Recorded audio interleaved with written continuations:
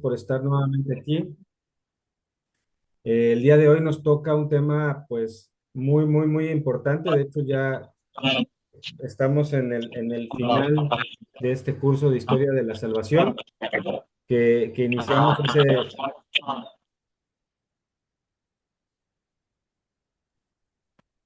en este camino por ahí se oye algo. ¿Quién tiene abierto su micrófono?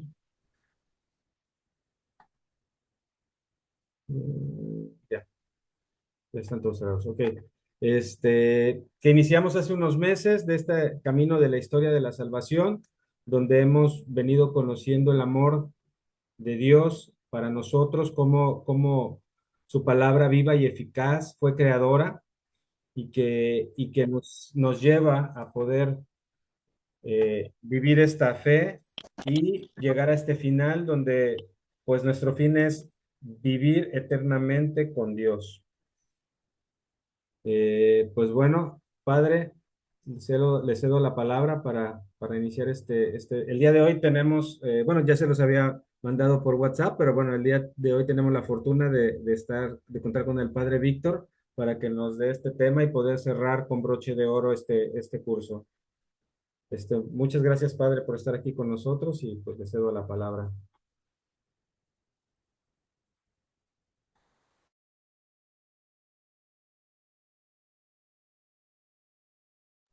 No se Tiene escucha cerrado muy bien. el micrófono, padre.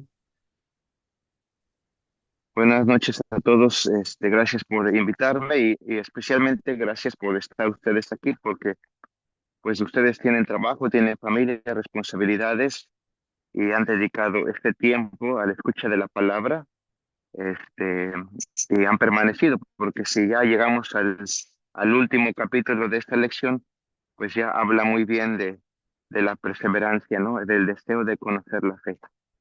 Entonces, después de hacer un recorrido por la historia de la salvación, cómo Dios creó todas las cosas, el sentido de la creación, este, el proceso por el Antiguo Testamento y el Nuevo Testamento con Jesucristo como eh, cumplimiento de la promesa de Dios y de la creación, llegamos a la parusía.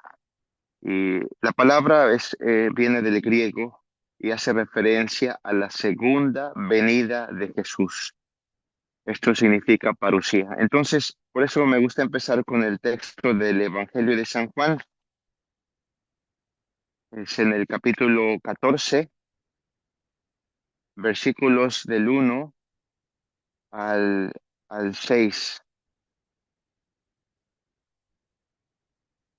Entonces, si gustan buscarlo en su Biblia, es el Evangelio de San Juan, capítulo 14, versículo del 1 al 6. Les comparto que, pues aquí, uno de los apostolados principales o de las necesidades es asistir en las misas de funerales. Y frecuentemente tomamos este texto bíblico y pues a través de querer compartir con la gente cada vez que celebramos la misa, este misterio de la vida y de la muerte, el misterio de la vida frente a la muerte, este texto bíblico me sigue hablando, me sigue guiando mucho en esa misión de iluminar a la gente en el momento de enfrentar a la muerte. Entonces, por eso me gusta empezar con este. Si alguien quiere proclamarlo, y empezamos con esta reflexión. Aquí lo tengo, padre, si gusta. Sí, por favor. No se turbe vuestro corazón. Creéis en Dios, creed también en mí. En la casa de mi padre hay muchas mansiones.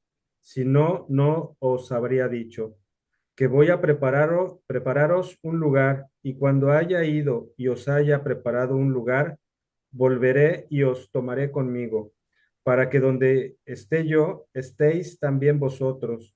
Y ya sabéis el camino donde yo voy. Le dijo Tomás, Señor, no sabemos dónde vas. ¿Cómo podremos saber el camino? Respondió Jesús. Yo soy el camino, la verdad y la vida. Nadie va al Padre sino por mí. Palabra de Dios. Te alabamos, Señor. Frente a la realidad de la muerte, nos atemorizamos.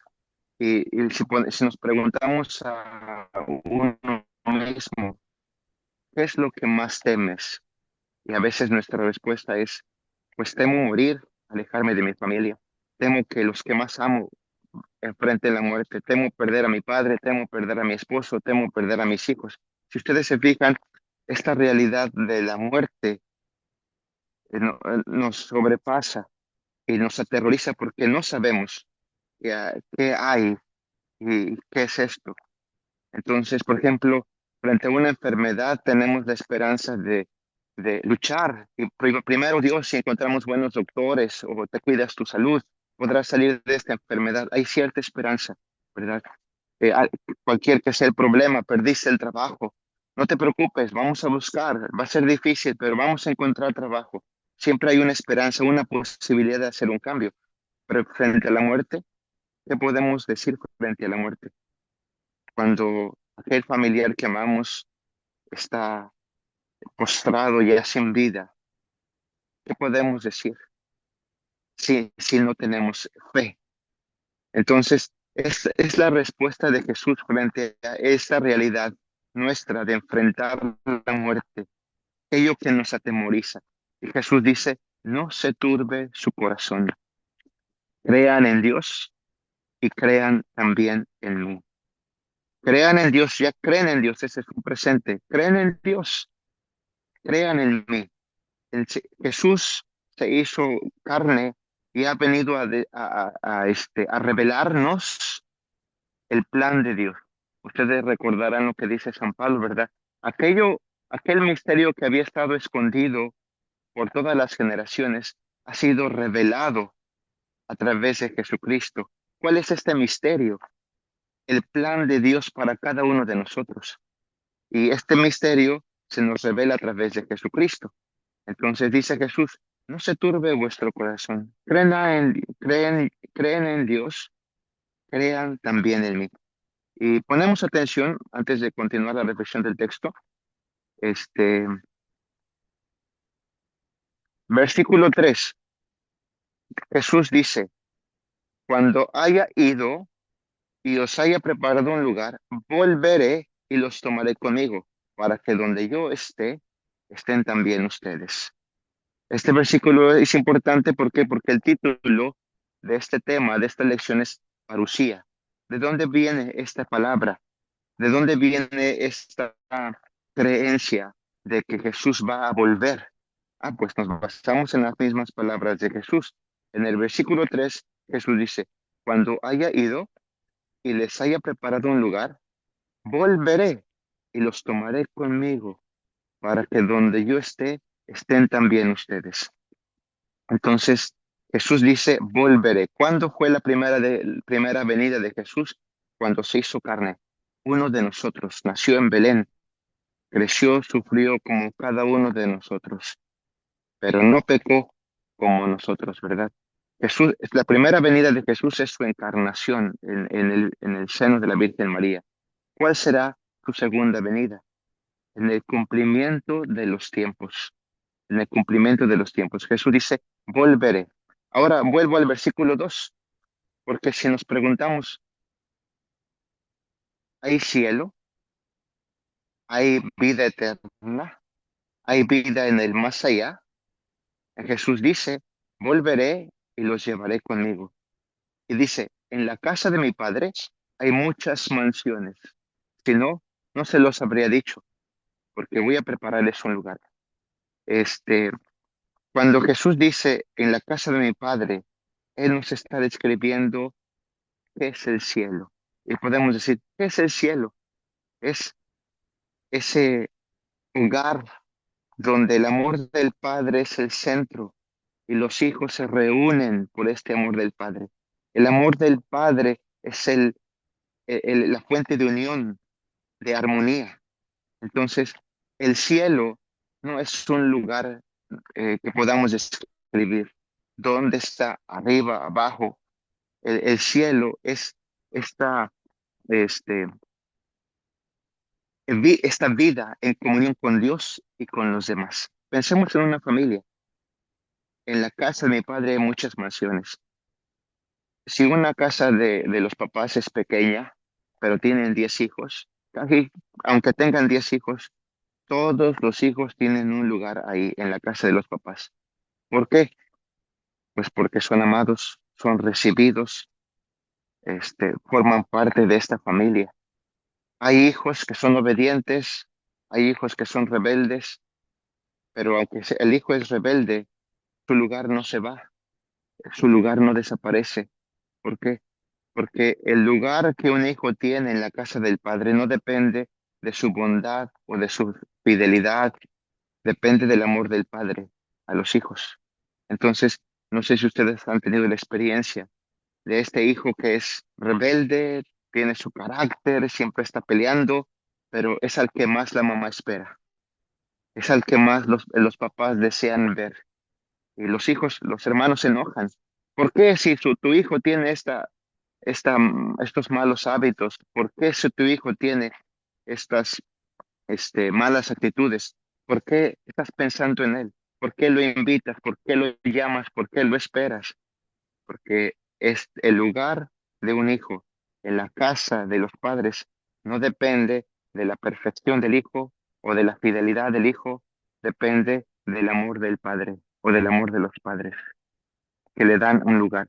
Así Jesús lo describe. En la casa de mi padre hay muchas mansiones. No se van a acabar los lugares porque cada uno de ustedes como hijos son amados por el Padre y por el amor del Padre, el Padre los espera. El Padre tiene un lugar para ustedes. Ahora, no podemos llegar por nosotros mismos. Jesús dice, yo voy y voy a prepararles un lugar. Yo volveré y los tomaré para llevarlos conmigo. Me gustaría que casi nos memorizáramos este versículo 3 frente al problema de la muerte, al miedo de la muerte, pero también frente a nuestras propias debilidades. Si te preguntas a ti mismo, ¿tú crees que tú vas a ir al cielo?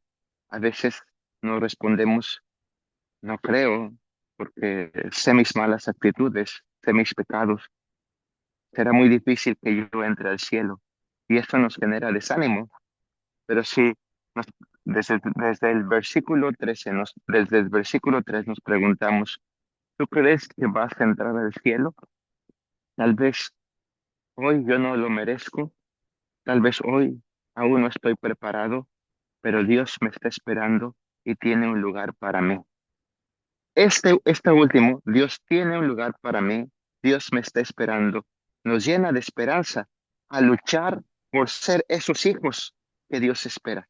No por miedo al castigo, no por miedo al castigo o no por miedo al infierno, sino por confianza en el amor de Dios. Si se fijan, nuestra fe no es una respuesta al miedo, nuestra fe es una respuesta a la fe en Dios. Por eso Jesús dice en el versículo 1, este, crean en Dios, creen en Dios, crean también en mí. Este versículo, esta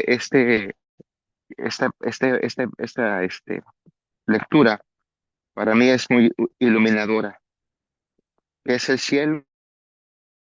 Es familia, familia de Dios. ¿Cuántos lugares hay? Todos los hijos de Dios tienen lugar ahí. ¿Cómo vamos a llegar? Jesús viene y nos va a llevar a ese lugar con el Padre. Entonces, ¿qué tenemos que hacer? ¿Qué tenemos que hacer? Fácilmente, abrázate a Jesús, toma su mano, síguelo, escúchalo. Es fácil. Por eso Jesús dice en el versículo 6, yo soy el camino, yo soy la verdad y la vida. Nadie va al Padre sino por mí. Y cuando dice el Padre, no es un lugar. El Padre es la vida en comunión con Dios y con todos nuestros hermanos. ¿Ok? Podemos pasar al siguiente texto. Este, tienen ahí el texto de Mateo 25, ¿verdad? Si nos avanzamos en ese, después regresamos a este.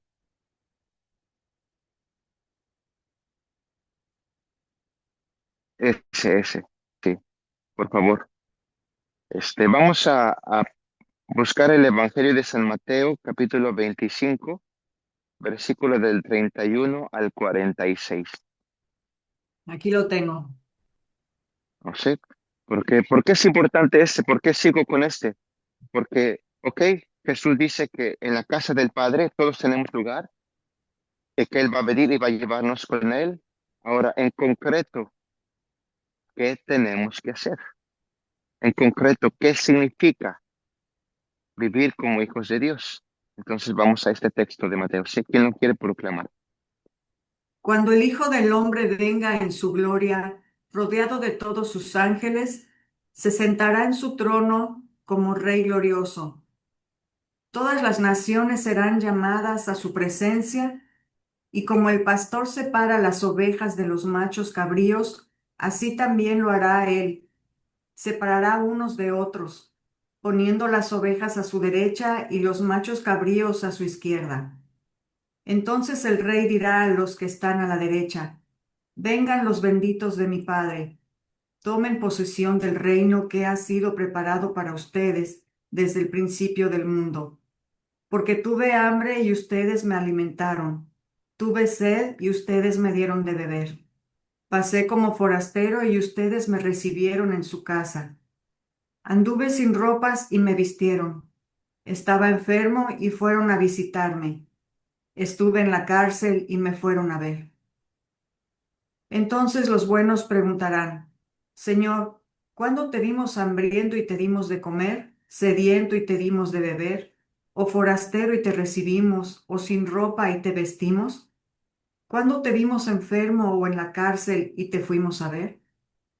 El rey responderá: en verdad les digo que cuando lo hicieron con alguno de estos más pequeños que son mis hermanos, lo hicieron conmigo. Al mismo tiempo dirá a los que estén a la izquierda: malditos, aléjense de mí. Vayan al fuego eterno que ha sido destinado para el diablo y para sus ángeles. Porque tuve hambre y no me dieron de comer, porque tuve sed y no me dieron de beber. Era forastero y no me recibieron en su casa. No tenía ropa y no me vistieron. Estuve enfermo y encarcelado y no me visitaron. Aquellos preguntarán también: Señor, ¿cuándo te vimos hambriento, sediento, desnudo o forastero, enfermo o encarcelado y no te ayudamos? El rey les responderá: en verdad les digo que siempre que no lo hicieron con alguno de estos más pequeños, que son mis hermanos, conmigo no lo hicieron. Y estos irán al suplicio eterno y los buenos a la vida eterna. Palabra de Dios. Te alabamos, Señor.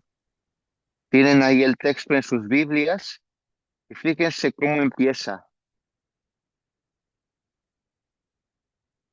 Cuando el Hijo del Hombre venga en su gloria acompañada de todos sus ángeles, se repite esta promesa de Jesús, ¿verdad? El título de nuestro tema es la parusía y decimos que significa la segunda venida de Jesús. Y Jesús lo reitera, cuando el del Hijo del Hombre venga en toda su gloria. Esta es la segunda venida de Jesús que esperamos. Leí una noticia, creo que en uno de los medios de México, la UNAM quiere que se revise o se haga una investigación sobre los exámenes, ¿no? Porque hubo un score más alto del ordinario, entonces probablemente se filtró el examen, por eso es de que hubo un score más alto, ¿no? Entonces, claramente, si tú vas a presentar un examen y te dicen qué preguntas vienen, te vas a preparar, vas a estudiar esas preguntas para poder responder en el examen. Entonces, la pregunta es, ¿qué es lo que Dios nos va a preguntar cuando lleguemos al cielo? Cuando estemos frente a Él. Y es como un examen. Si no sabes qué partes van a venir en el examen, estás nervioso y tienes que estudiar todo. Y es lo que nos genera más ansiedad, ¿no? Pero si tú sabes qué va a venir, simplemente te dedicas a estudiar eso que va a venir, esas respuestas, para que te vaya muy bien en el examen. Pues Jesús ya nos dio las respuestas del examen. Cuando estemos frente a Él, ¿qué Él nos va a preguntar? Nos va a preguntar cuántos rosarios rezaste, te memorizaste la Biblia, cuántas veces leíste la Biblia. Claro que este es un camino, no lo estoy destruyendo. No digo que no sea importante, pero este es el camino al objetivo. ¿Cuál es el objetivo? Esto que se nos presenta aquí. El Hijo de Dios, el Hijo del Hombre vendrá y reunirá a todas las naciones. Todas las naciones serán congregadas, ¿verdad? Y entonces separará, como el pastor separa las ovejas de los cabritos, no de los cabrones, de los cabritos. Y dice, el rey les dirá a los de su derecha, vengan benditos de mi Padre, vengan a recibir la herencia del reino preparado para ustedes desde la creación del mundo. ¿Se acuerdan que yo les decía que San Pablo dice, aquel misterio que estaba oculto para muchos, ha sido revelado a nosotros por Jesucristo? ¿Qué misterio? El plan de Dios desde la creación. ¿Y cuál es el plan de Dios? Que todos participemos en la vida divina, todos participemos en la vida divina con el vida eterna. Ese es el plan de Dios. Y no lo entendemos sin Jesucristo. Por eso dice, vendrá y llamará a los de su derecha. Vengan benditos de mi Padre, eh, a gozar del reino que ha sido preparado para ustedes desde la creación del mundo, desde el inicio. Ahora, simple. ¿Qué hicieron estos benditos de mi Padre? Tuve hambre y me diste de comer, tuve sed y me diste de beber, era forastero y me acogiste, estaba desnudo y me vestiste, enfermo y me visitaste, en la cárcel y viniste a verme, lo que llamamos los actos de caridad. Si se fijan, ¿qué es lo que Dios nos está pidiendo? El, Vamos a hacer una comparación entre amor y egoísmo. El egoísmo es mirar lo que hay de bueno en los otros y quererlo poseer para mí. Lo que hay bueno en otros seres, en otras criaturas a mi alrededor y lo quiero poseer para mí, para mi bienestar. Ese es egoísmo, ¿no? Eh, Nos movemos, pero no en una dirección hacia afuera, sino hacia nosotros mismos. Eso es egoísmo. ¿Qué es el amor? ¿Qué de bueno hay en mí? ¿Qué de maravilloso, grande hay en mí? Y quiero ofrecerlo a los demás. Este es el amor. El amor es no solo sentir algo bonito por el hermano, sino es esa decisión de buscar el bien del hermano, pero partiendo de lo que tú tienes. Eres inteligente, tienes capacidades, tienes una profesión, tienes salud, y qué hay bueno en ti, y con ese deseo de ofrecerlo. Por eso, cuando tú ves a un enfermo y tienes la posibilidad, tú tienes esta bondad, este tiempo, esta atención, y se lo ofreces, ese es el amor. Y es lo que Jesús nos enseñó. Recuerdan que la gente le estaba llevando los niños a Jesús. Los discípulos pensaron que esto no le gusta a Jesús porque está muy ocupado en enseñar a la gente, en hablarles a ellos la doctrina. Entonces Jesús no necesita que los niños se acerquen. Y Jesús dice, dejen que los niños se acerquen a mí. Cuando aquellos leprosos gritan, ten compasión de nosotros, ¿verdad? Este, lógicamente, si tú ves a un leproso, tú te alejas de él porque te puede contagiar. Es protegerte a ti mismo. Pero Jesús los mira, les pone la atención y los sana. Si se fijan, ese es el ofrecerse a sí mismo. ¿Recuerdan la parábola del buen samaritano? En la parábola del buen samaritano, este, Martin Luther King Jr. hace una reflexión sobre esto. Dice, seguramente aquellos, el levita y el sacerdote que pasan, se preguntan, ¿qué me va a pasar si lo ayudo? si este es un criminal, si tiene una enfermedad contagiosa, si a lo mejor es este. Entonces la pregunta es, ¿qué me va a pasar a mí si yo lo ayudo? Entonces, para no poner en riesgo mi vida, evito acercarme a él, aquel hombre que ha sido robado y golpeado y dejado casi muerto. Por el otro lado, el buen samaritano se pregunta, ¿qué le va a pasar a él si no lo ayudo? Si no me acerco a él, ¿qué le va a pasar a él? Si se fijan, la dirección de la vida es hacia el otro, es de uno mismo hacia afuera. Ese es el amor. Y en ayudar es, no, es ofrecernos, visitar al enfermo, al que está en la cárcel, al que está desnudo, al que ha muerto. Todo esto es hacia afuera. Y es lo que Jesús nos está pidiendo. Y nos dice, todo lo que ustedes hicieron por de los más pequeños, insignificantes, que el mundo no considera valiosos, todo lo que hiciste por ellos lo has hecho por mí, me ha servido. Cuando yo les decía hace un rato, abrázate a Jesús.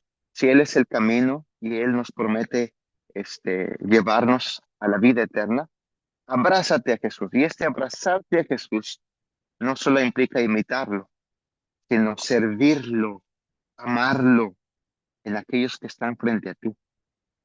¿Ok?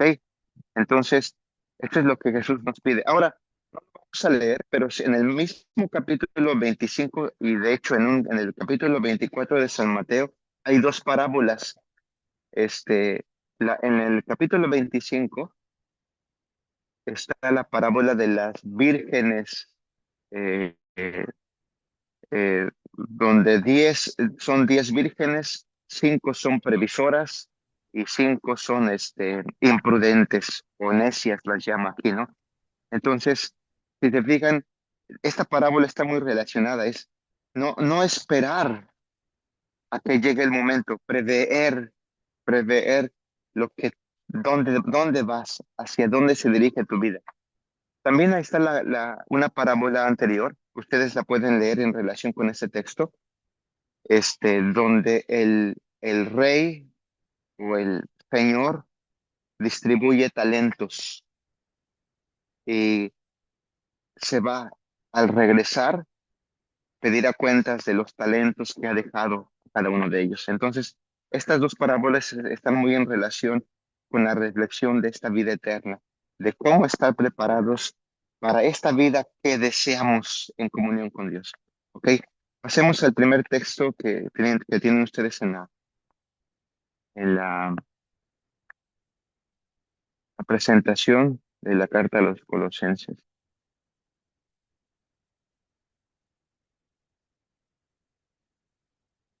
Incluso proclamarlo, Yo lo tengo. por favor. Si han sido resucitados con Cristo, busquen las cosas de arriba, donde Cristo está sentado a la derecha de Dios. Preocúpense por las cosas de arriba, no por las de la tierra, pues han muerto y su vida está ahora escondida con Cristo en Dios. Cuando se manifieste el que es nuestra vida, también ustedes se verán con Él en la gloria. Palabra de Dios. Te alabamos, Señor. Dice San Pablo, busquen las cosas de arriba. ¿Cuáles son las cosas de arriba? No se refiere a la posición, se refiere a la dimensión espiritual, que es superior, porque la dimensión física, material, tiene limitación de tiempo y espacio, pero esta dimensión espiritual es superior, es superior. Y dice, busquen las cosas de arriba. Es desear, es San Anselmo, San Ambrosio, creo que es San Ambrosio, dice que cuando deseamos algo y se prolonga la espera, el deseo por esto que deseamos se profundiza. Y cuando se profundiza este deseo, por esto que vendrá, se valora más el regalo. cuando los hijos piden algo y se les da inmediatamente, tal vez no lo valoran. Recuerdo que este, mis hermanos deseamos comprar una bicicleta y no teníamos la, el dinero, entonces tardó unos años, casi éramos adolescentes cuando compramos una bicicleta, pero recuerdo el deseo de esto se profundiza y cuando tienes este objeto deseado, lo valoras, ¿verdad? De esta manera, San Pablo nos invita a profundizar el deseo de vivir en comunión con Dios. Ordinariamente tenemos miedo a la muerte. ¿Por qué tenemos miedo a la muerte? Porque pensamos en desaparecer. Lo que se nos viene a la mente es desaparecer, dejar de ser, dejar de existir, alejarnos de los que más amamos, que ya no los veamos vivir en soledad. Pero esto no es el cielo. Jesús mismo nos dice, en la casa de mi Padre hay muchos lugares. Entonces, ¿qué serías capaz de sacrificar por esto? Entonces, por ejemplo, recuerdo de la bicicleta que les digo, ¿no? Recuerdo que tuve la oportunidad de entrar en un programa donde daban ¿cómo se llama? Scholarship, y una ayuda económica para los estudiantes. Entonces, mi mamá me preguntó, ¿quieres que en lugar de darte este dinero cada mes, lo guardemos para lo que necesiten? Ok, está bien. Y entonces se guardó, ¿verdad? Y con este dinero compramos la bicicleta. Entonces, este, así es el conservar, el profundizar en este deseo de Dios. Dice aquí, dice el texto, habéis resucitado con Cristo, buscad las cosas de arriba, donde Cristo está sentado a la diestra de Dios. Aspirad a las cosas de arriba, no a las de la tierra. Distinguir entre lo de la tierra, que son cosas buenas, pero son un camino, no es el fin. Este, por ejemplo, nuestra familia no es eterna, pero aprendemos a amar y ser amados en ella. En la familia es muy importante porque en la familia crecemos en nuestra capacidad de amar. Pero si nuestra capacidad de amar se limita a nuestra familia, no estamos aún preparados para el reino de los cielos. Me- Algunos momentos vi en Netflix las series de Pablo Escobar, este, y me llamó la atención cómo presentan como el amor, él como padre a sus hijos y el aparente respeto a su esposa, ¿no? Entonces tú puedes ver cómo a su familia parece ser un hombre que ama, o es un hombre que ama a su familia, pero afuera de su familia es capaz de ordenar este, crímenes, ¿no? Entonces es así. La familia es temporal. ¿Por qué es temporal? Porque aprendemos a amar en ella, aprendemos a ser amados y tenemos grandes oportunidades, pero no podemos, nuestro amor no se puede quedar ahí. Se tiene que extender, tiene que crecer, alcanzar a otros que no son de nuestra familia. Entonces, y estamos más cerca de la vida eterna cuando tenemos la capacidad de amar a otros, ¿verdad? Jesús pide, dice, el que ame más a su padre, a su madre, más que a mí, no es digno de mí. El que ame más a sus hijos, más que a mí, no es digno de mí. ¿Por qué? No es digno de la vida eterna porque no está capacitado para amar a otros. Su capacidad de amar es limitada. ¿Ok? Pasamos al siguiente texto que tenemos aquí, la carta a los Romanos.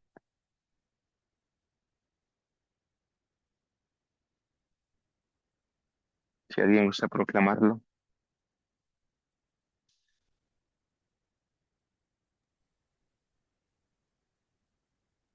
8:18 al 28.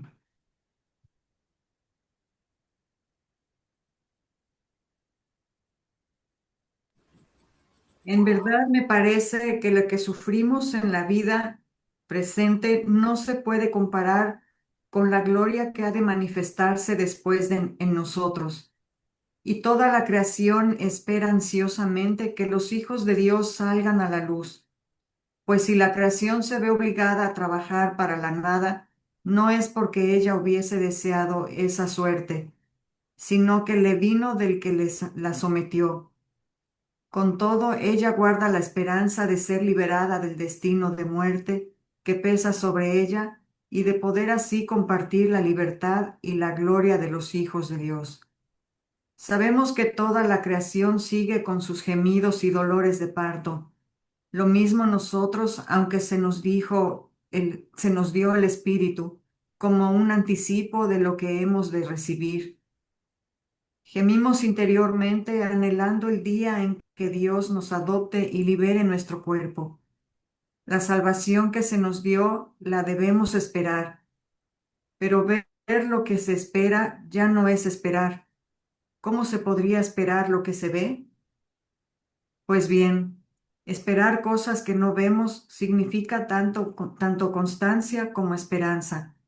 Además, el Espíritu nos viene a socorrer en nuestra debilidad, porque no sabemos pedir de la manera que se debe, pero el propio Espíritu intercede por nosotros con gemidos que no se pueden expresar. Y aquel que penetra los secretos más íntimos conoce los anhelos del Espíritu cuando ruega por los santos según la manera de Dios. Palabra de Dios. Te alabamos, Señor. El miedo a la muerte nos aterroriza. Enfrentar la muerte nos causa ansiedad. Pero no solo la muerte, el sufrimiento. Siempre que nos toca enfrentar el sufrimiento, la pregunta es ¿por qué? ¿Por qué? Este, ¿Por qué me pasó esto a mí? ¿Por qué me está pasando esto a mí? ¿Por qué yo? ¿Verdad?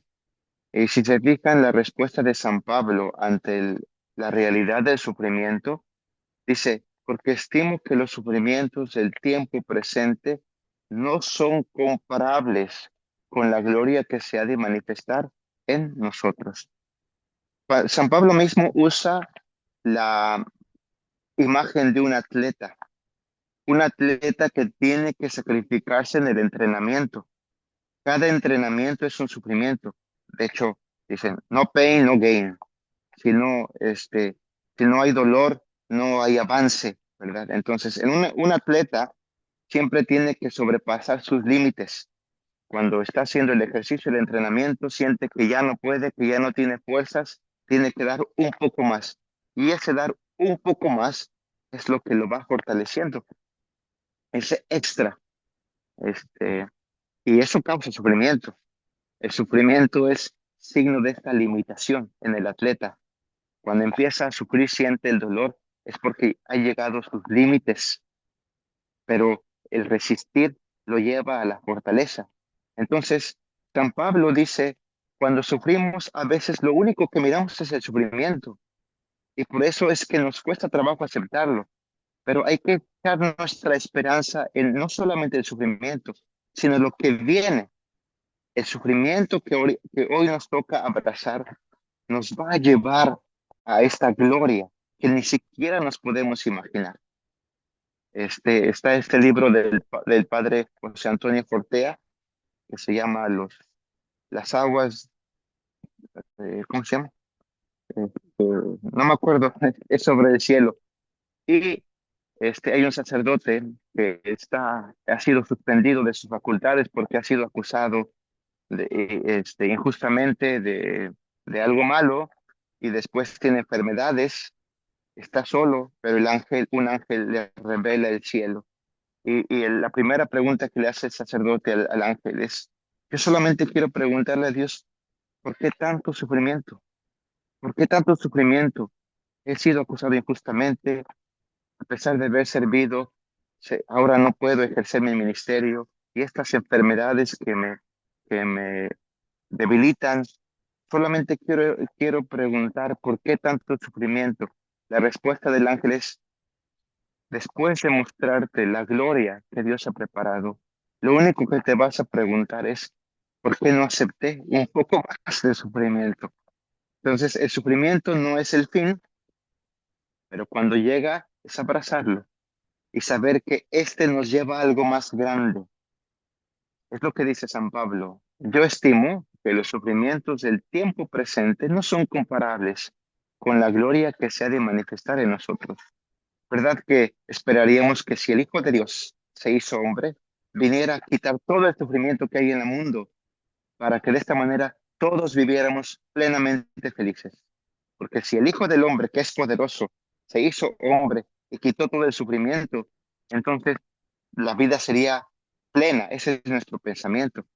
Pero el Hijo del Hombre, Jesucristo, se hizo hombre y no quitó el sufrimiento, sino él mismo abrazó el sufrimiento. Esta injusticia, esta, este, eh, este castigo que él sufre en la cruz, este, lo abraza. Entonces, si se fijan, no vino a quitar el sufrimiento, sino a darle este sentido, algo mayor, la voluntad de Dios, el amor hacia los hermanos, la proclamación de la verdad, abrazar el sufrimiento.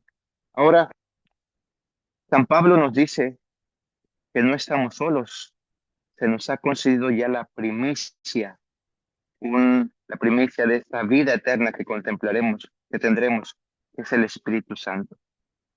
No sabemos cómo pedir, y no sabemos qué pedir, pero el Espíritu Santo ora en nosotros. Entonces, aquí yo los invitaría, frente a la realidad del sufrimiento, no tendremos que no tendríamos que explicar una explicación por qué me está pasando esto, sino frente a Dios, con la gracia del Espíritu Santo, ayúdame a aprender, ayúdame a crecer. Si este es un camino de purificación, pues que sea efectivo para mí. Si este es un camino de crecimiento, de hacerme más fuerte, ayúdame a aceptarlo y aprender. Ante esa súplica a Dios. No, lo opuesto sería una desconfianza de Dios. Si estoy sufriendo, significa que Dios me ha abandonado. Esto es lo que nos causa más dolor. Lo que nos causa más dolor es, si estoy sufriendo es porque no hay Dios, o Dios me ha abandonado, o no le importa lo que me pasa. Este nos causa mayor dolor. Pasamos al siguiente texto,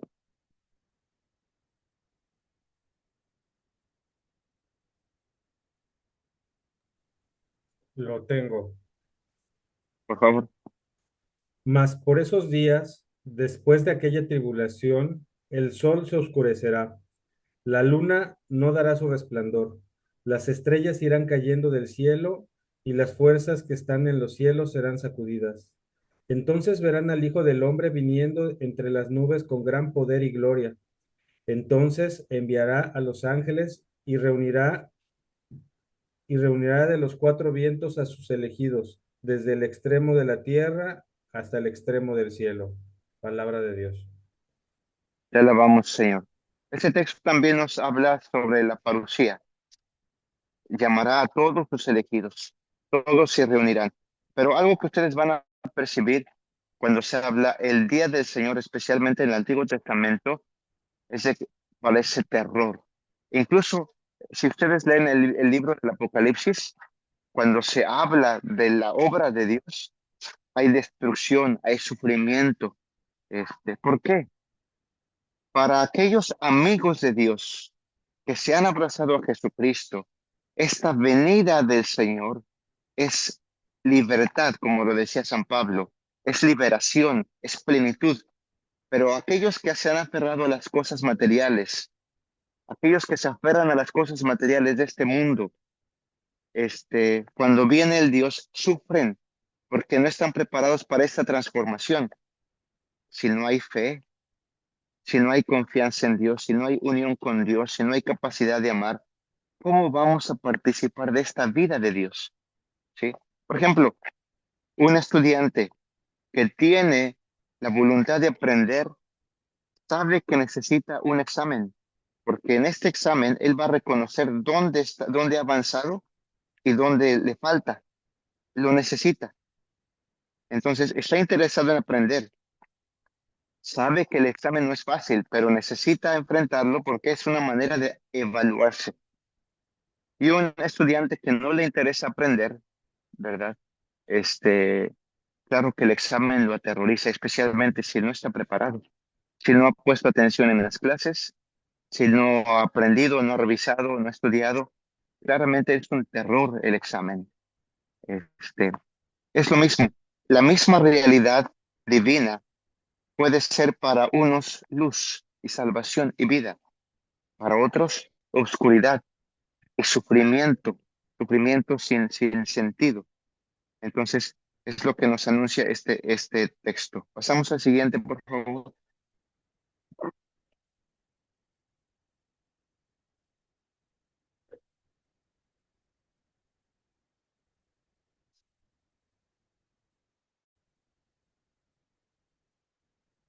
El Evangelio de San Mateo, capítulo 22,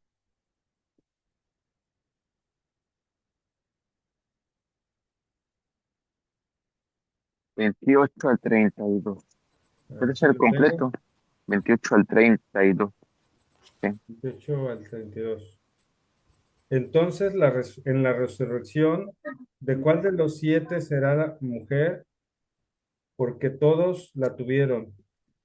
Jesús le respondió, estáis en un error por no entender las escrituras ni el poder de Dios, pues en la resurrección ni ellos tomarán mujer ni ellas marido, sino que serán como ángeles en el cielo.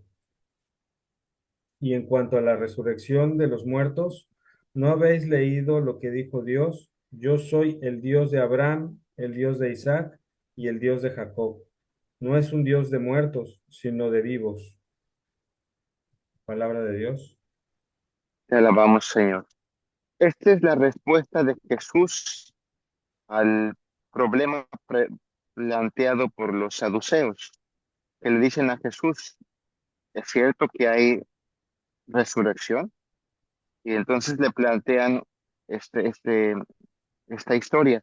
Una mujer que se ha casado, pero murió el esposo sin tener hijos, y la ley dice que para que este hombre no muera definitivamente, tiene que tener descendencia. Así es de que es obligación del hermano casarse con la viuda para darle hijos a este difunto.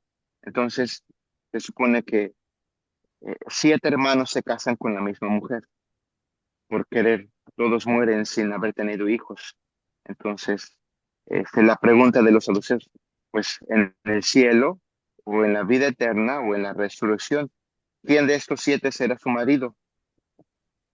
Que tuvo siete esposos, ¿quién de ellos será su marido? Entonces, esta es la respuesta de Jesús. Dice, están ustedes mal. Lo primero es que Dios es un Dios de vivos y en ese sentido, Dios nos ha creado para la vida. Yo me pongo a pensar, cuando uno de nuestros familiares muere, a pesar de que ya no lo vemos, ya no lo escuchamos, ya no lo sentimos, el amor que tenemos hacia él está vivo en nosotros. Una madre después de haber perdido a sus hijos, aunque hayan pasado 10 años, sigue a veces llorando al contar, al hablar de este hijo, ¿no? Porque el amor de la madre hacia este hijo, que aunque ya no está, está vivo. Si la madre tuviera poder, le daría la vida al hijo. ¿Sí? El amor en nosotros por nuestros familiares difuntos está aquí, está vivo.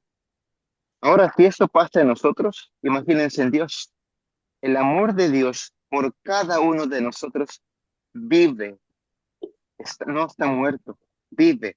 Ahora, nosotros no tenemos poder de dar vida a aquellos que amamos y han muerto, pero Dios tiene el poder de dar la vida. Entonces, cuando Dios nos crea, no nos crea para ir al cementerio y quedarnos ahí. Nos crea para estar con Él eternamente. Eso es lo que Jesús nos ha revelado. Por eso Jesús le dice a estos saduceos, ustedes están mal. Dios es Dios de Abraham, de Isaac y de Jacob. ¿Por qué? Estos amigos de Dios están vivos. Ahora, este, algunos al interpretar este texto bíblico, que Jesús dice, están en un error, por no entender las escrituras ni el poder de Dios.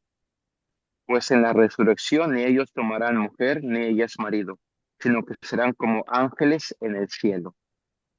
Entonces, algunos dicen que al llegar al cielo ya no vamos a conocer a nuestros papás o esposa o esposo, entonces ya no vamos a ser los mismos, no vamos a ser hermanos, padres, amigos, lo que fuimos aquí en la tierra. No creo que esta sea la interpretación. Eh, el amor el matrimonio es exclusivo. ¿Por qué el amor en el matrimonio es exclusivo? Porque es solamente dos, o sea, entre el esposo y la esposa. No se comparte. El amor de amigos se extiende. ¿Cuántos amigos puedes tener? Todos los que quieras. Hermanos, ¿cuántos hermanos puedes tener? Todos los que quieras. Solamente los de sangre. Pero si tus papás tienen 15 hijos, ellos son tus hermanos. Entonces, la limitación en el amor, eh, en la amistad es inclusiva, está abierta, puede extenderse. El amor entre esposos es exclusivo, solamente entre dos. Por eso dice, este amor exclusivo no va a ser en el cielo, entre dos, y ahí se queda. El amor en el cielo, en la vida en el cielo no es exclusiva, yo y mi familia, sino Dios y nosotros. Dios y nosotros. Así es de que la pregunta sería, ¿volveré a ver a mi padre que ha muerto? Claro que lo volveré a ver. ¿Lo reconoceré como mi padre? Claro que lo reconoceré como mi padre. ¿Volveré a ver a mi madre? ¿Volveré a ver a mi esposa, a mi esposo? ¿Los reconoceré como aquellos que fueron mi esposo, mis padres? Claro, pero el amor, tu amor hacia ellos no será exclusivo, solamente hacia ellos. Tu amor será hacia ellos y hacia todos aquellos que viven en la presencia de Dios. Todos aquellos que están en comunión con Dios. Tu amor se extiende. El amor de Dios no es exclusivo. El amor de Dios se extiende. Ese es el cielo. Este, tenemos una probadita. Por ejemplo, yo ahorita estoy con un compañero, sacerdote nuevo, que es filipino.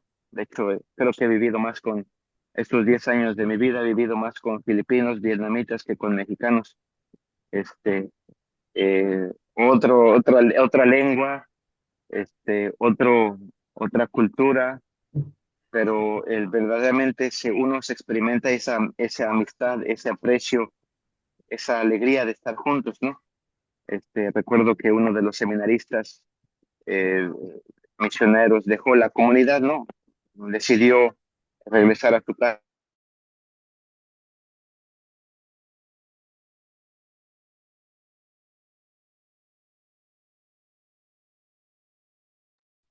Ahí ya Y no se termina, puede seguir. Y creo que ese es el texto, ese es el sentido que nos muestra el texto. Serán como ángeles. Los ángeles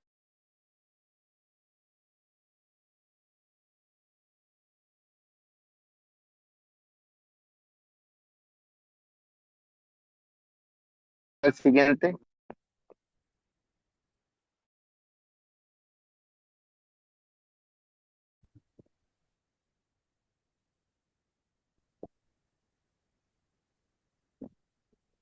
¿Sí? Se le fue el internet, David. sí me sacó, pero ya estoy aquí de regreso. A ver, comparto de nuevo. Ahí está.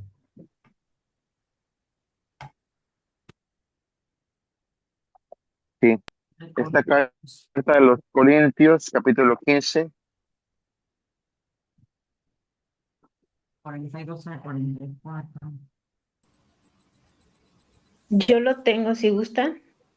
Sí, Sí, sí, por favor. Mónica.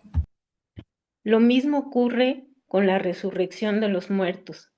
Se siembra un cuerpo en descomposición y resucita irrumpible. Se siembra como cosa despreciable y resucita para la gloria. Se siembra un cuerpo impotente y resucita lleno de vigor. Se siembra un cuerpo animal y se despierta un cuerpo espiritual. Pues si los cuerpos con vida animal son una realidad, también lo son los cuerpos espirituales. Palabra de Dios. Te alabamos, Señor. Este texto, San Pablo, eh, nos habla de un cuerpo espiritual. Somos seres humanos y nuestra humanidad es la unión entre la materia y el espíritu, la vida espiritual. Entonces, somos seres humanos. El ser humano es cuerpo y espíritu, cuerpo y alma. La carta a los hebreos, usando también, tomando un salmo, dice, no te gustan los sacrificios de animales, eh, pero me has dado un cuerpo. Y yo digo, aquí estoy, Señor, para hacer tu voluntad. Claro, estas palabras son aplicadas a Jesucristo. Y Jesucristo verdaderamente nos enseña. En nuestro cuerpo, yo digo, nuestro cuerpo es un altar. Y en este altar presentamos lo mejor de nosotros. Ofrecemos a Dios lo mejor de nosotros. Pensemos en ustedes como padres de familia que a veces regresan a casa cansados, a veces casi llorando de cansados. Pero este cansancio es una ofrenda agradable a Dios. ¿Por qué te cansaste? Te cansaste porque en tu trabajo serviste a tus hermanos lo mejor que pudiste. Y este sacrificio, este servicio en tu profesión,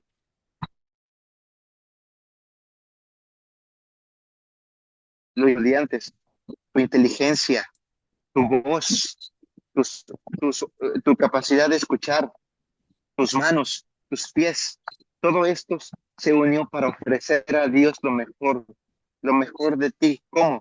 Al servicio de los niños, de tus familiares. Y regresas, este es un cansancio, este cansancio es una ofrenda de Dios. ¿Sí? Este es una ofrenda, empieza la caída, ¿no? Entonces, cuando somos niños no tenemos fuerza, no tenemos muchas capacidades, no tenemos habilidades. Poco a poco estas capacidades se van desarrollando hasta que llegamos al culmen, nuestra inteligencia, nuestra fortaleza. Hay muchas cosas que podemos hacer, que podemos enseñar, que podemos aprender, pero después poco a poco va bajando, ¿no? Donde empezamos a olvidar las cosas, ya no podemos cargar, ya no podemos llegar tan lejos. Entonces, esta es la limitación de nuestro cuerpo, pero la limitación está en nuestro cuerpo, no en nuestro ser, no en nuestra el ser espiritual de amar. Entonces, este cuerpo espiritual del cual San Pablo está hablando, que dice, es como la semilla, se entierra una semilla y resucita, y hay una nueva vida. Entonces, se entierra un cuerpo mortal y resucita un cuerpo espiritual. Esto es nuestro cuerpo, es el altar donde ofrecemos lo mejor de nosotros. Y en este ofrecernos una y otra vez a lo largo de nuestra vida, nuestro ser espiritual crece. No llega a su cumplimiento sino a través de la gracia de Dios, a través de la plenitud en Dios. ¿Qué Jesús hizo con su propio cuerpo? Recordemos que Jesús, dice ahí el texto, estaban cansados y buscaron un lugar donde poder descansar, porque era tanta la gente que iba y venía, no tenían de comer. Y iban en dirección hacia un lugar solitario para descansar. Y cuando Jesús baja de la barca, ve a la gente que están como ovejas sin pastor y se pone a enseñarles. Jesús viene cansado, sin embargo, se pone a enseñar. También recordemos cuando Jesús recibe la noticia de que Juan, su eh, familiar, amigo, hermano mayor, eh, en el sentido de en la cercanía, Juan el Bautista, ha sido, ha muerto. Busca también un lugar solitario para sufrir, procesar el dolor. Pero cuando ve la gente que se acerca a él, también se pone a enseñarles. Entonces, es esta ofrecernos. Pensemos en el abrazo de una madre. El abrazo de una madre es físico, es temporal, pero nos llega al alma, ¿verdad? La ternura también entre los hermanos, este, la ayuda mutua entre amigos, el cuando alguien te está hablando y te está compartiendo un momento difícil y tú estás ahí cara a cara y le pones toda la atención con tu mirada atenta y de mucho respeto, a veces sin decir ninguna palabra. Esta atención que tú le estás poniendo le está llegando al alma. Si su alma está herida, se fortalece por el sentirse apreciado, respetado, valorado por ti que lo estás escuchando. Si se fijan, nuestro cuerpo tiene límites y estas capacidades corporales llegan a un término, pero no este cuerpo espiritual que Dios nos va a conceder en la vida eterna. No lo podemos expresar.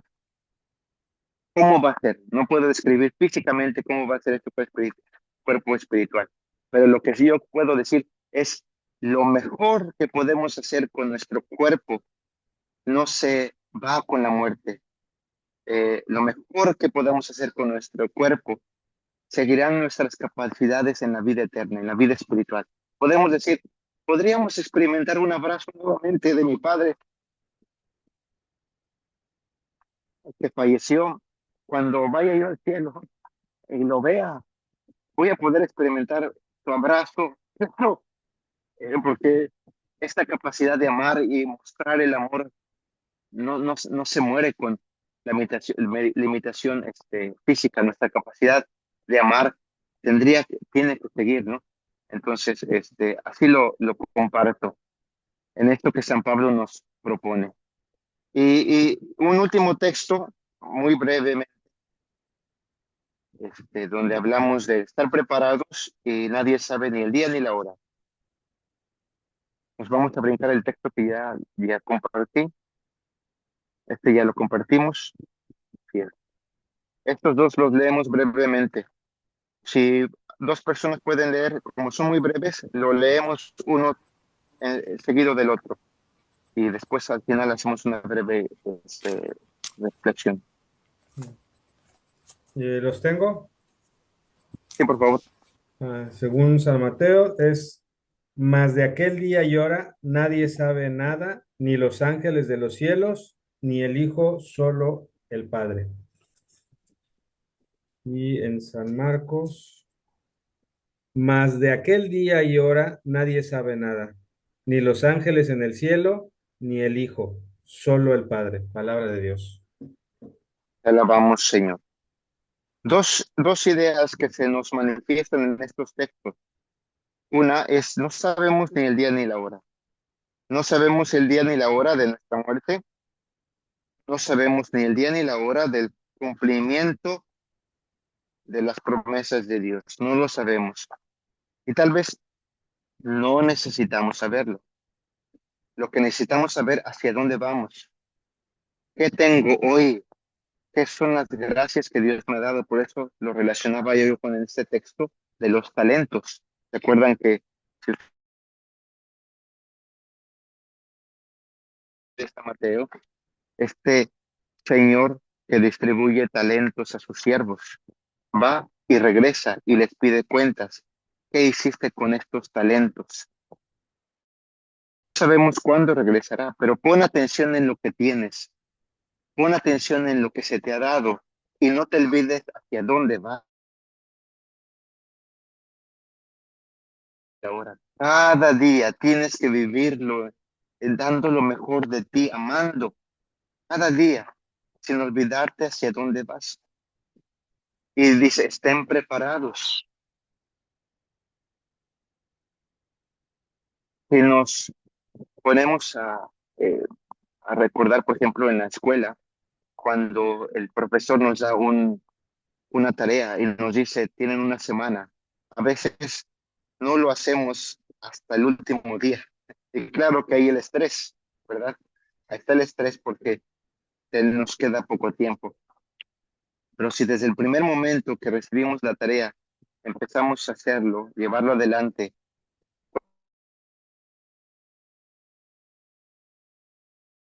cuando sí. Entonces, nuestra vida no sabemos qué tan larga y qué tan breve puede ser, pero sí tendríamos que valorar lo que Dios nos da cada día. La familia, nuestras capacidades, nuestro cuerpo es una bendición de Dios. Repito, el altar donde ofrecemos lo mejor de nosotros, a nuestros hermanos y a Dios. Valorar nuestro cuerpo, usar nuestras capacidades intelectuales, físicas, espirituales para hacer el bien.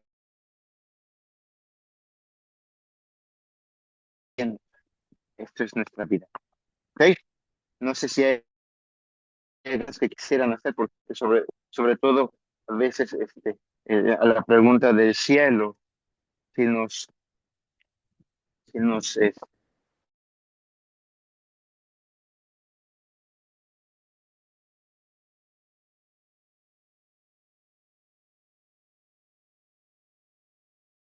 cuesta. Padre Víctor, ¿Sí? soy Marta Cabrera, aunque ahí dice que soy Ana Cerdán. Ana Cerdán es mi hija, pero no pude entrar con mi propia pantalla.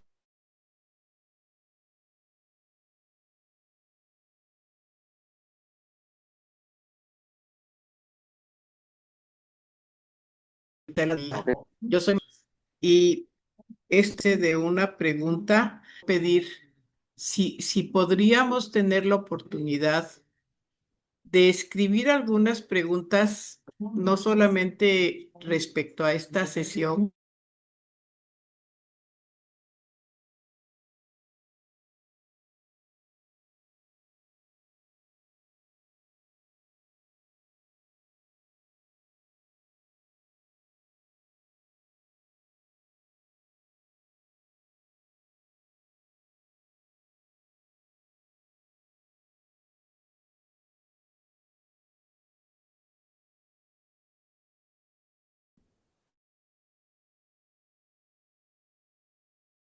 Si es el último tema. Sí, pero sí está bien, creo, ponernos de acuerdo. Víctor es el contacto y como dice el padre, como lo sugiere el padre, es programarnos, ¿no? O sea, hacer las preguntas y tener esa sesión para compartirlas, ¿no? Creo que sí, estaría bien y ahorita nos organizamos como equipo y ya que a través de Víctor, que es el contacto, ¿no? O sea, las preguntas, si no